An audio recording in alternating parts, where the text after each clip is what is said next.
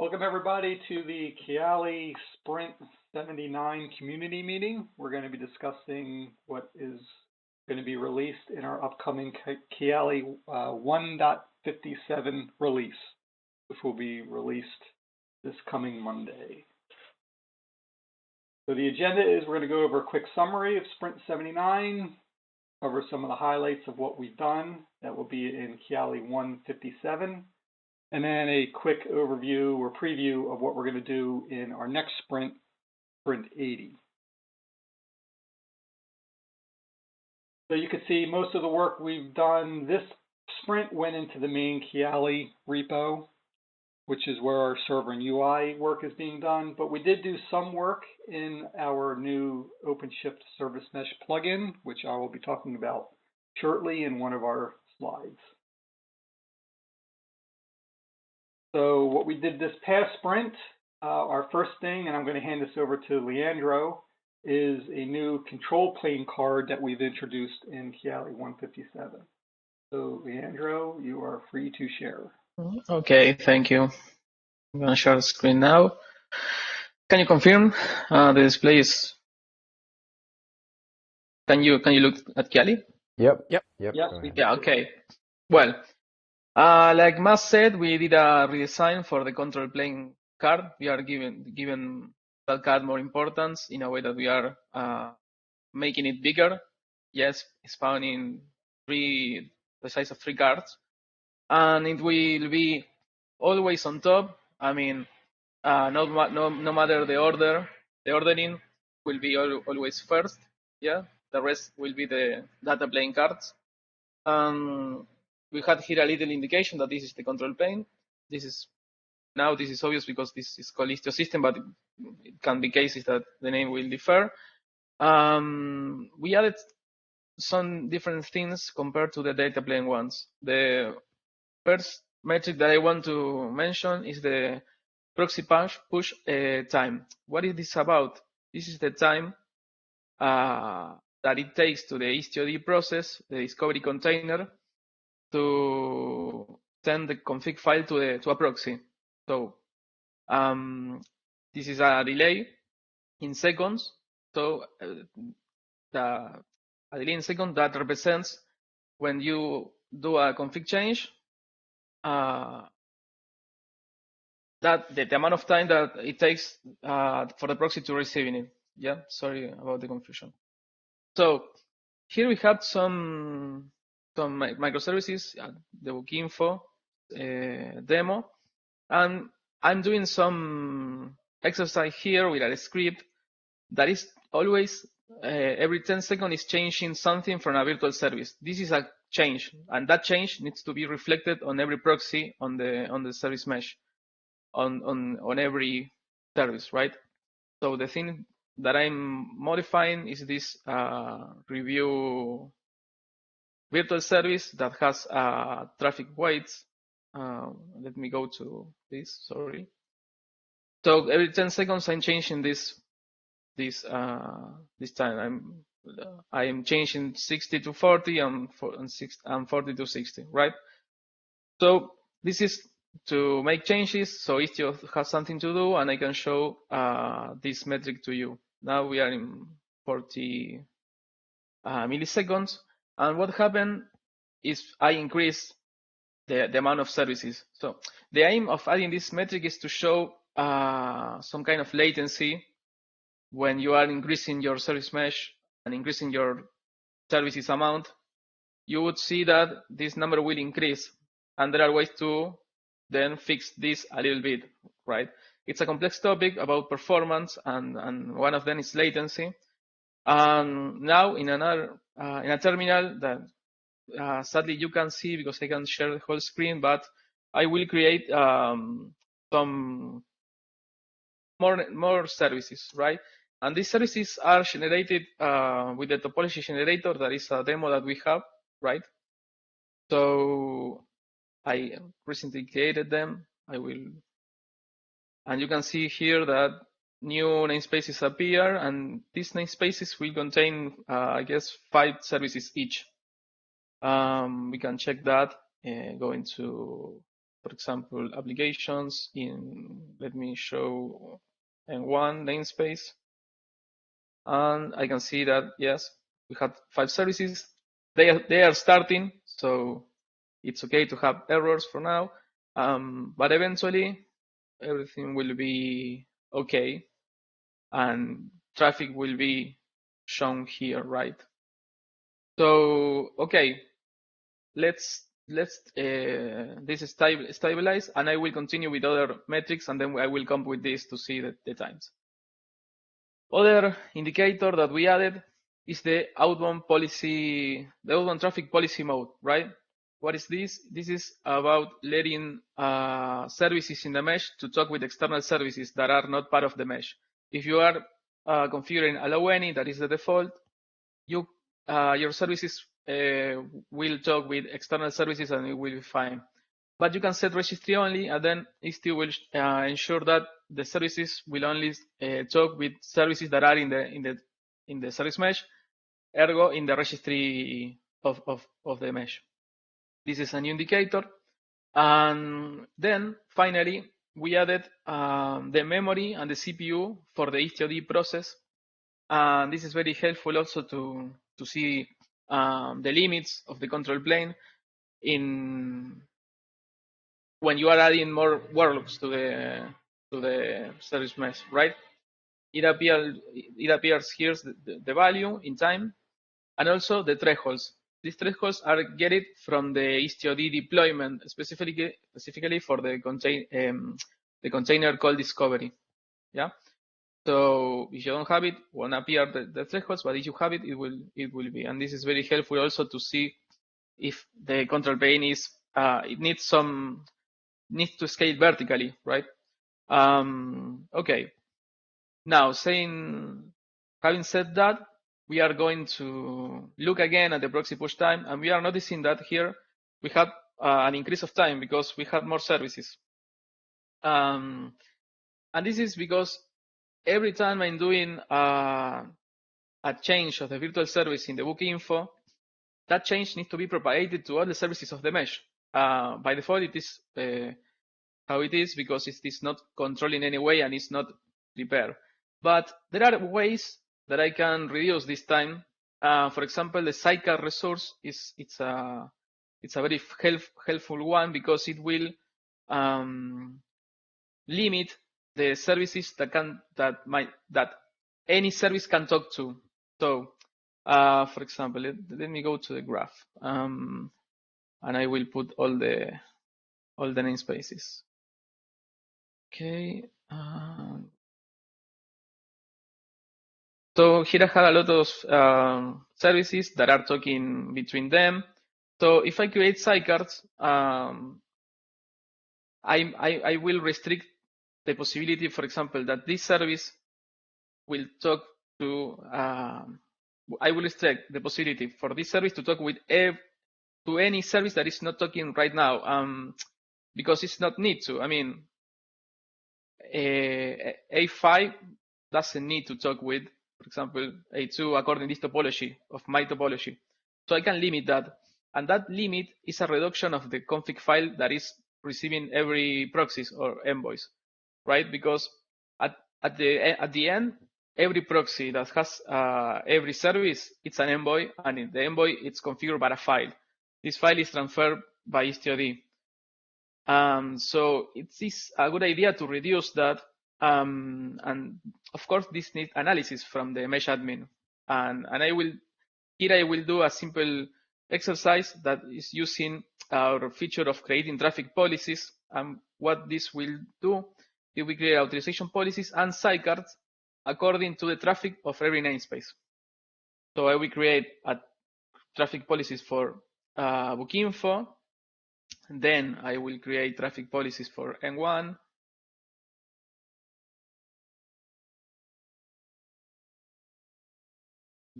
Then it's the turn of N2, sorry about that. This is another feature that it was already shown, but it is good to see that every time you are creating something, Kiali is showing to you what is creating. So you can then copy paste this into a Git repo, and you can then have your own set of YAMLs. Well, I will create this, and then I will finally create for the entry. Having that is very good for if you are doing GitOps to have all the YAMLs in a repo. Well, let's stop talking. And well, you can see that this started to decrease, and if we stay a little bit, it will continue decreasing. So we are adding more services. The performance is degrading because it is increasing the latency. That is one of the 4 signals that we have in looking for performance on a service. But then we are achieving to reduce this performance loss, creating sidecars.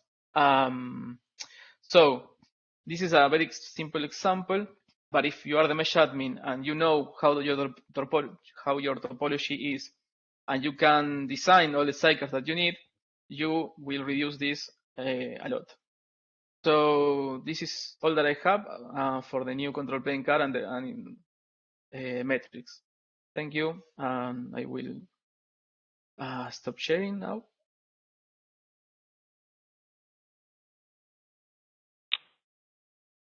Thank you, Leandro. And that was a pretty cool demo, because I don't know if you noticed at the very end, you went down to like 20 milliseconds.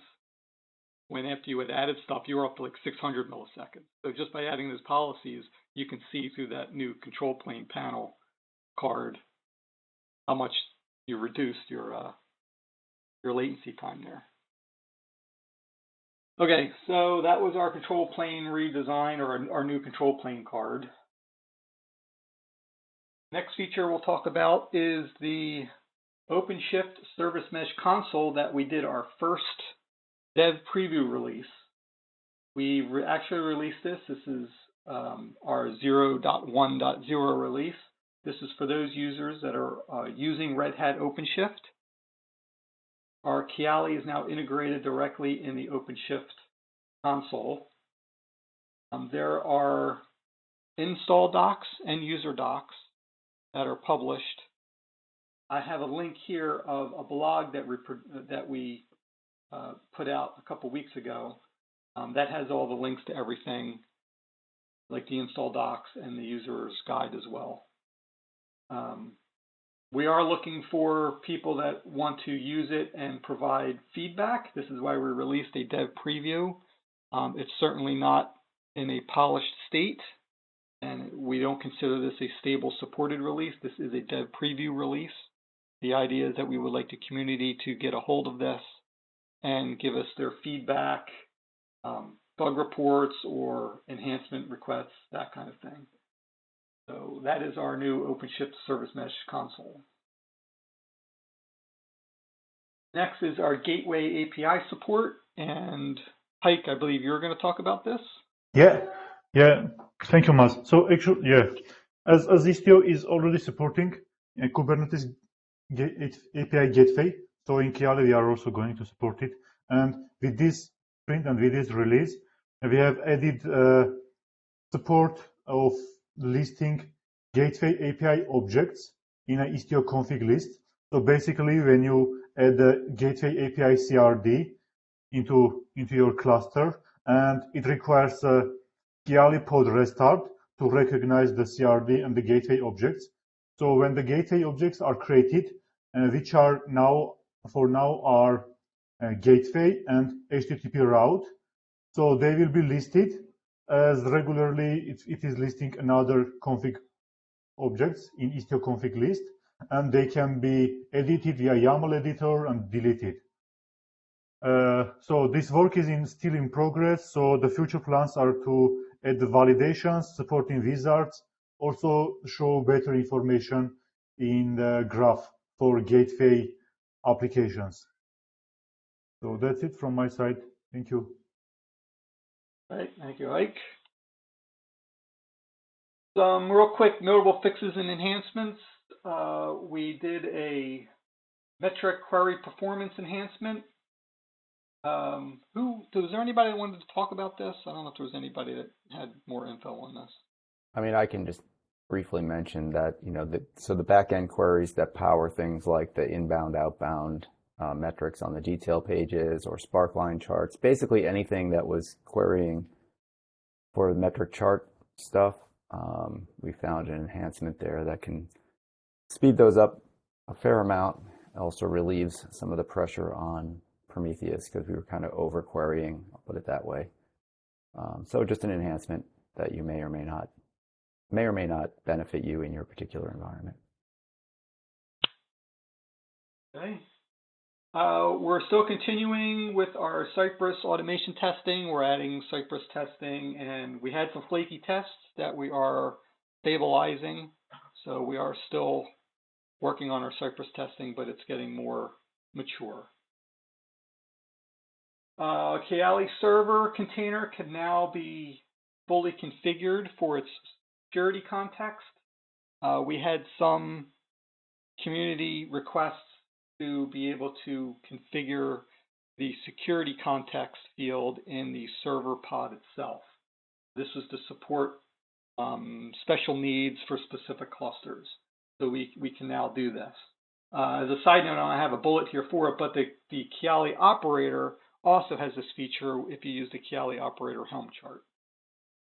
We do support customized security contexts for the operator as well, but this is more for the server container. The version checking that we do, we've had some issues with that recently, but what we did was we moved the version checking for our compatibility matrix. The warning messages, if they do come out, will now show up in the about box, not as a message in the message center. And this has to do with the version compatibility. What we're trying to do is notify the user if they're running with a Kiali that is incompatible with the Istio that they have installed. So we want to avoid people wondering why Kiali is broke when they're, for example, running the latest Kiali on a very old Istio, say an Istio 1.10, can't be using a Kiali 1.55 and expect it to work. So we have a compatibility matrix in the server itself. If it detects an incompatibility, it's going to spit out this warning message. This warning message will now show in the about box, in addition to having a log message in the log file. Going to back to the OSSMC, the Openshift Service Mesh Console, we've added refresh and time controls that will show up in this OSSMC. This has to do with kiosk mode features. So anybody who is using kiosk mode, not necessarily in conjunction with the Openshift console, will still be able to take advantage of this feature. So if you're in kiosk mode, you will have this new refresh and time controls that were added. So we're now going to have Jay take over and just give a real quick Sprint 80 preview. Yeah, really quick. And I would just mention again that the best way to keep track of what we're doing, whether it's this sprint or potentially what's coming on the backlog, is to go to the Kiali project on GitHub and just look at the projects view, and you can always see exactly what's in the backlog, what's I should say on the sprint backlog, what's in progress, in review, and what's been completed at any time. And then of course you can go to the issues if you want to see what's been labeled, because we do have a backlog label that shows you things that are prioritized but not yet actually assigned to the sprint. But in general, you can keep track of what's going on. We've identified a few things going forward into Sprint 80 and version 1.58, which would be coming out in 3 weeks. We're going to be starting to look at how Kiali behaves with the new Istio ambient mesh. That's really preliminary, just to kind of get our feet wet, trying to understand where we're at to start with and where they're at, and whether we can give them feedback on things that we may need. We are going to be working a little more on the Envoy Metrics tab to make some improvements that we've identified there. That's when you go into like the workload view or workload detail and you go to the Envoy tab. There's a whole bunch of information for doing troubleshooting under there. We've got a couple things that we want to add to that OSSMC plugin for the next release of that. And then we're also, we're pretty much always working on trying to make sure that if you've got Kiali and you like Kiali, that you can actually use Kiali in your production environment. So, over time, we've spent a lot of time trying to make sure that you can plug it in using different authorization schemes and whatnot into different cloud providers. Recently, there's been a problem that was reported trying to work in the Anthos service mesh environment. We're going to see what we can do to help support that environment and others that might be suffering from the same problem. There's also some things that were in progress in this sprint that will carry over. There's definitely some work, more work around authorization and a variety of other things. Again, you can check that. But we'll be kicking it off next week. It's a 3-week sprint, and we'll do this all again in 3 weeks. Thanks, Maz. All right, thank you, Jay. And we would like to end this with a community discussion now. Was there anything that we wanted on? I'm still recording, so I don't know if we want to end the recording now, or do we discuss something on the record? Actually, we usually end the recording so that people can speak freely. Okay, so thank you, everybody, and we will see you again in 3 weeks.